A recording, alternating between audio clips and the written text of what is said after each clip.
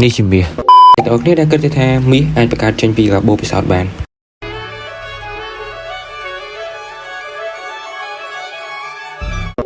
យើងដឹងថាអាតូមមាសដែលតាំងដោយ AUI មានប្រូតុង9ហើយអាតូមប្រអត់ដែលតាំងដោយ HJ មានប្រូតុង80ជើងនៅក្នុងដំណើរការនឹងដើម្បីអាតូមប្រអត់ HJ បែរទៅជាអាតូមមាស AUI យើងគ្រាន់តែធ្វើការដកនៅរិចតុងឬក៏ប្រូតុងចេញពីអាតូមប្រអត់ជាការស្រេចចឹងដើម្បីអាចធ្វើទៅរួចបានយើងត្រូវការឧបករណ៍មួយដែលគេឲ្យឈ្មោះថា RHC ដែលវាជាឧបករណ៍បង្កើននៅល្បឿន particle ឲ្យទៅដល់ល្បឿនពន្លឺដោយសារតែអាតូមប្រអត់គឺជាអាតូម stable ចឹងការបំបែករបស់វាមានភាពលំបាកអញ្ចឹងដើម្បីអាចបំបែកបានគឺយើងត្រូវបង្កើតល្បឿន particle ចំណែកអាតូម unstable ដូចជា uranium គឺងាយបំបែកអញ្ចឹងការបំបែករបស់វាដូចជាក៏បែក nuclear អញ្ចឹង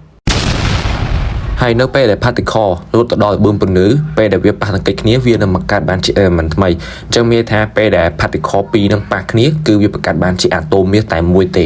ហើយដើម្បីអាចបង្កើតមាសចំនួន1ក្រាមគឺយើងចំណាយពេលយ៉ាងតិចគឺ100,000 ឆ្នាំនេះក៏ជាហេតុផលដែលគេមិនបង្កើតមាសក្នុងកាបូបពិសោធន៍ព្រោះវាចំណាយច្រើនហើយវាអត់ទទួលបានផលច្រើនទៅតាមដើម្បីដែលគេចំណាយបើគ្នាយើងមានសំណួរឬក៏ចម្ងល់តាក់ទងជាមួយនឹងអាតូម stable ជាមួយនឹង unstable នេះអាច comment នៅខាងក្រោមបានខ្ញុំនឹងចេញវីដេអូបកស្រាយបន្ថែម